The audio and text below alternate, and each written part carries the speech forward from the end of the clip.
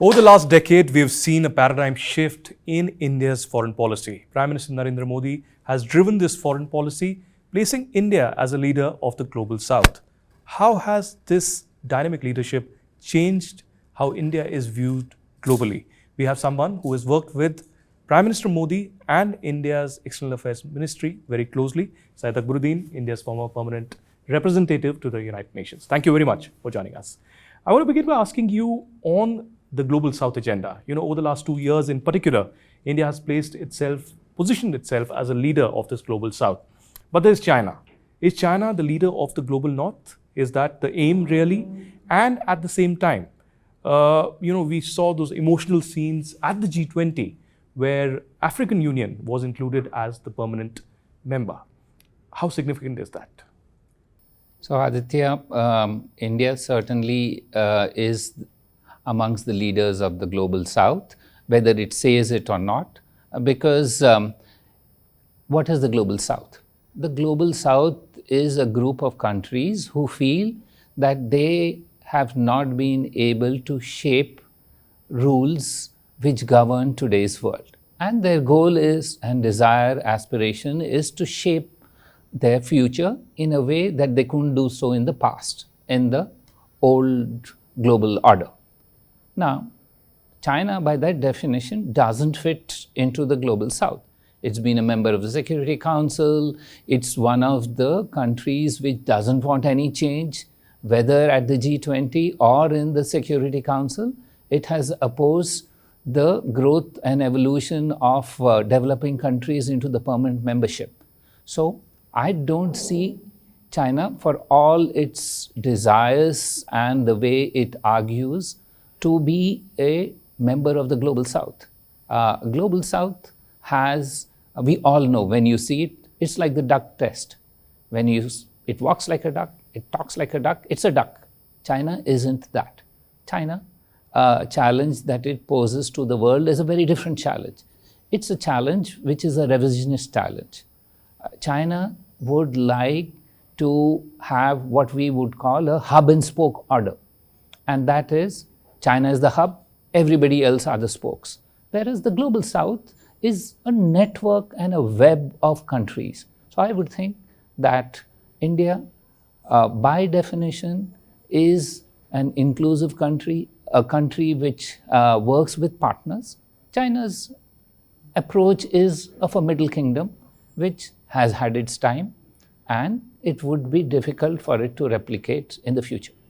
Well, trade has really manipulated foreign policy in many ways. Trade has taken the center stage, in particular between India and the Middle East as well. We've seen a significant progress over these last many years. How can India take advantage, particularly of friend shoring and trust shoring in these times when India is increasingly increasing its capacity and also building trade and relations with several countries? So let me say that one of the most underappreciated aspects of Indian foreign policy in the last decade is how India has changed and how those countries of the Gulf have changed their approach to India. I served there for many years, and while there was great respect, there was great regard, India was seen as very insular, not wanting to stretch beyond the issues of mobility. Today, that has changed, and trade depends on connectivity, it depends on mobility, it depends on people-to-people contact, because governments, by definition, are only facilitators. They can't play a major role beyond facilitation. And it's the best opportunity that India has with the region, which is cash surplus, which connects India to Europe, and which has promoted mobility of large number of Indians to that. So I would think that trade in a very broad sense, including investment, it makes India and the Middle East or the countries of the Gulf natural partners. Also, both are increasingly areas which look for moderation, whether it's tolerance in the UAE or Saudi Prince MBS, who now wants a more moderate version of Islam to be promoted, both within his society and externally. So I would think India and West Asia in general, but the Gulf countries are partners who can build upon their traditional links through economic ties, through the IMEC, through people-to-people gulfs, bridges, dividing a gulf. We've talked a lot about look east and act east. I think it's time for India to have a bridge the Gulf approach, which will formalize what is incipient in nature, which will enhance the connectivity between people, the increase in trades, and it's time that we look at an India-GCC accord on trade. Well, in the midst of the Russia-Ukraine war, almost a year ago, Prime Minister Narendra Modi at the SCO and later in G20 Bali said that this is not an era of war. He conveyed this to the Russian President Vladimir Putin as well. But at the same time, we've seen these two wars ravaging, a lot of violence, a lot of disturbance that has divided the world like never before. How do you see India as a change maker, as a global peace catalyst? At the same time now, eyes are towards China.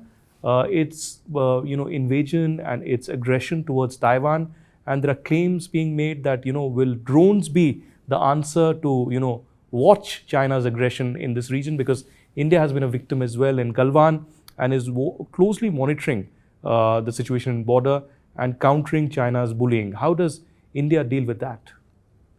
So the China challenge is a global challenge. We in India, because we are in the neighborhood, face it in multiple ways, but the rest of the globe also faces it. Whether it is in Latin America with predatory practices, whether it is in Africa with lending, which leads to impoverishment rather than prosperity, the challenge has now become a global issue. And the challenge is not economic, but it leads to political dominance. So what do countries who face similar challenges do? They partner.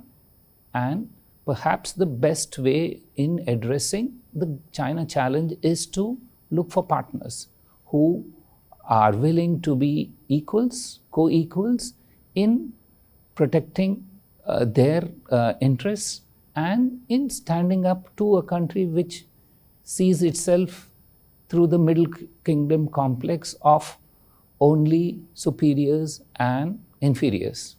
But there are many countries who don't see it that way, and the best way is to work in tandem with them. If I can butt in here, do you think Europe realizes that? Because we've seen Europe's statements, if I could say, preaching immediately after the Russia-Ukraine war began, and of course, Foreign Minister Jaishankar showing them the mirror.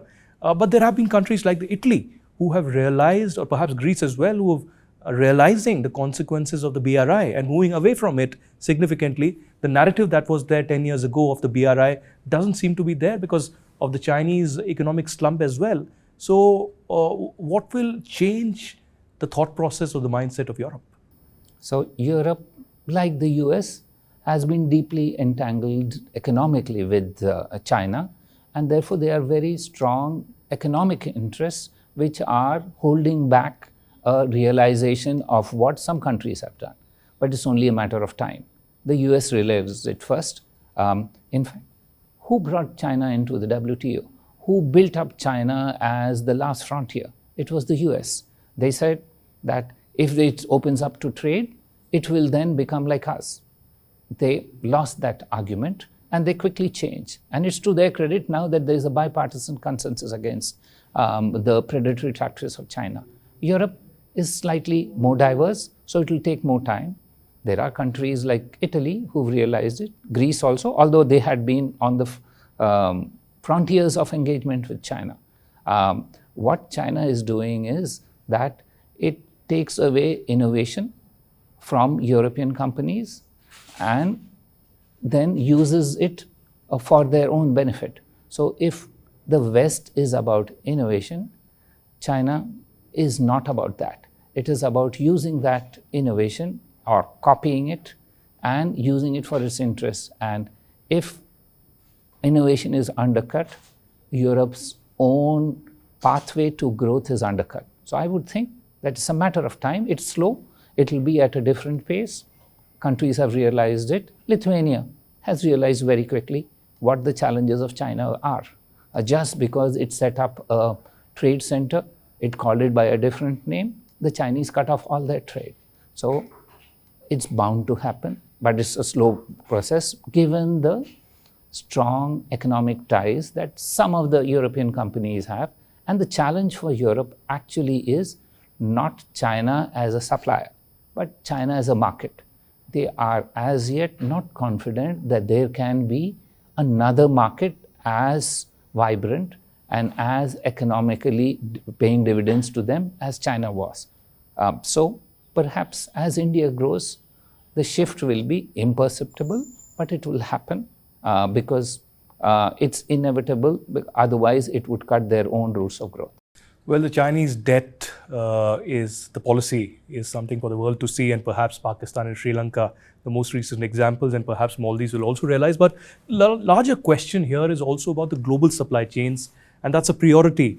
World coming closer, trade, economics, and connectivity of all is of significance.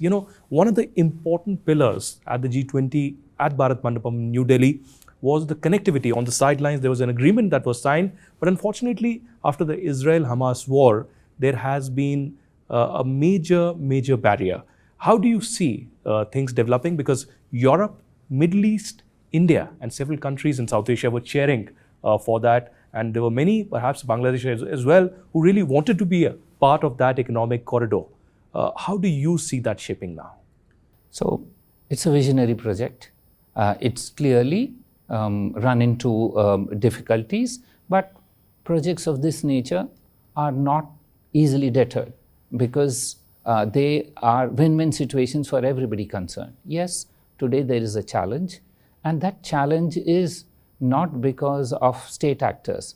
And I would like to introduce the role of non-state actors in global scenario today. So Hamas, it's not a state.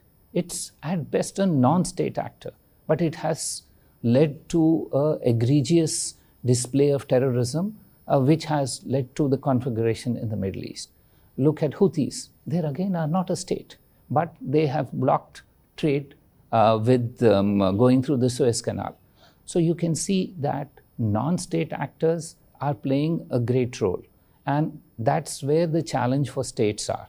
You can't say that within my territory, if you're a good citizen, you can do anything outside it, and I'm not responsible for it. And this is a warning to the West that they need to be understanding of the challenges that non-state actors can play. Look at the moon today. When harnessed properly, non-state actors do a good role. Odysseus just landed its moon lander on the moon a week ago. It's the first time that a private company did it. Today, Elon Musk sends more rockets up than most countries do. So when harnessed properly, non-state actors can play a role. When they are left to themselves without regulation, they have consequences way beyond their borders, and that's what states need to look at to try and regulate them. Well, Ambassador Akbaruddin, it's been a pleasure. Thank you very much for joining us. Thank you very much.